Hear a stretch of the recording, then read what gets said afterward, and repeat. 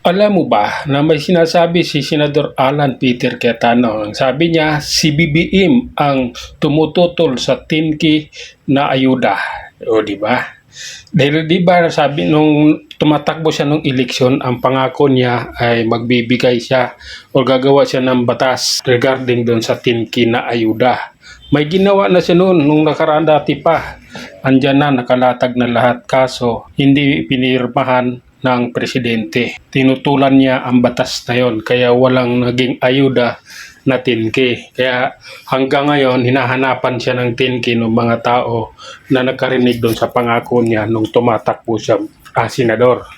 Kaya ngayon, ayan, nagsalita na siya kung sino talaga ang ayaw, kung sino ang tumututol doon sa gusto niyang mangyari.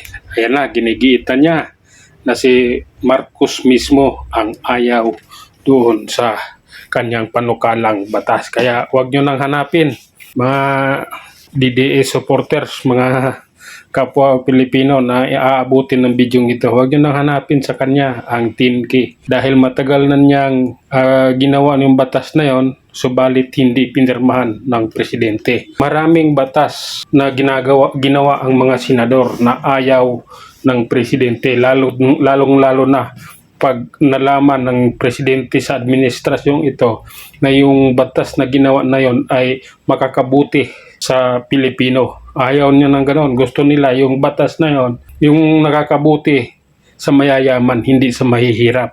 Diba? Kaya ayaw pirmahan dahil nakakabuti yun sa mahihirap. Alay may makatanggap ka ng 10K, kung ilang bis ka makatanggap sa loob ng isang taon. Ang ganda na nun.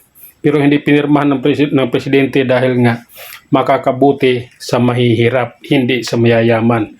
Alam mo naman na nung 2022 election na yung mayayamang tao ang gumastos kay Marcos para lang tumakbong presidente.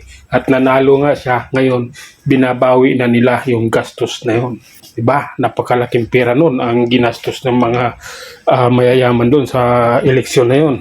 Kaya ngayon, yung nakaupong presidente, ang kanyang layunin para sa mayayaman, hindi para sa mahihirap. Yung kagustuhan ni Alan Cayetano na 10K para sa ayuda ay hindi pwedeng mangyari hanggat si Marcos ang presidente. Mangyayari lang yan pag iba na ang presidente, pag nagbago na ang administrasyon, hindi na si Marcos. Kaya pati ako, nakikiusap na ako. Yun ang ako, hindi ko naman hinahanap sa kanya at hindi ko rin siya binuto ngayon nung eleksyon na nakaraan. Dati ko siya binuto pero nung eleksyon na to, hindi ko siya binuto. Kaya huwag nyo nang hanapin sa kanya dahil lahat ng bagay may dahilan. Lahat ng bagay ay may paruroonan. Ang bagay na ito, ang presidente mismo ang dahilan. Kaya sa susunod, babawi na lang tayo sa susunod na eleksyon. At paparating na yun at sana si BP Inday Sara ay manalo sa laban na ito.